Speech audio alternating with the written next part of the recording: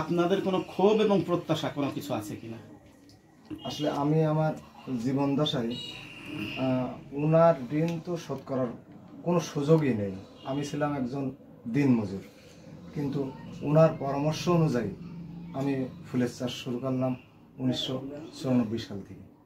সেখান থেকে আজকের আমি আলহামদুলিল্লাহ 100% স্বাবলম্বী আমি বলতে পারবো। এবং আমার যে ফুল চাষের প্রসার ঘটেছে, সেই চাষের মধ্য দিয়ে আমি আমার 7 জন লেবার চালাই এবং আরও অনেক পরিবার আমার মাধ্যমে চলে। তো আমি আমার পক্ষ থেকে আমি যেটা চাইবো সেটা হচ্ছে, আমি আমার অন্তরের অন্তরস্থল থেকে আমি ওনার জন্য দোয়া করি যে আল্লাহ যেন ওনার হায়াত যদি থাকে তো এখন সুস্থ করে দিক, নতুবা আল্লাহ যেন তার নেক এটা নিয়ে নেয় আর কি।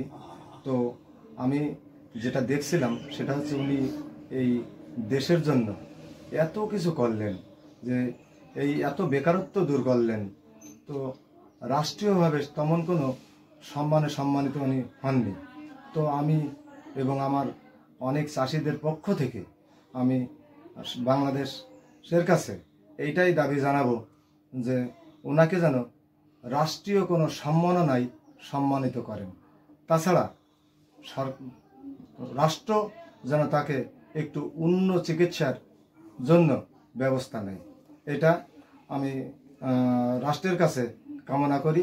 ও আমি এই বাংলাদেশের সমস্ত ফুল চাষি ও ফুল প্রেমীদের কাছে আমি দোয়া চাব, যেন ওনারা দোয়া করেন আমাদের এই ফুলের জনক মোহাম্মদ শেরালি সর্দার, ওনার সুস্থতার জন্য আমি দেশবাসীর কাছে দোয়া কামনা করছি। যখন দেখি যে চাচা আসলে খুব এখন আর মনে হয় তার অসুস্থ ব্যাপক একটা সমস্যা ধারণ করেছে, তাই তখন আমি কিন্তু আপনার সাথে আলাপ করছিলাম যে ভাই চাচার জন্য আমি একটু দোয়া চাই দেশবাসীর কাছে কি করা যায়। তখন আপনি আমাকে পরামর্শ দিলেন।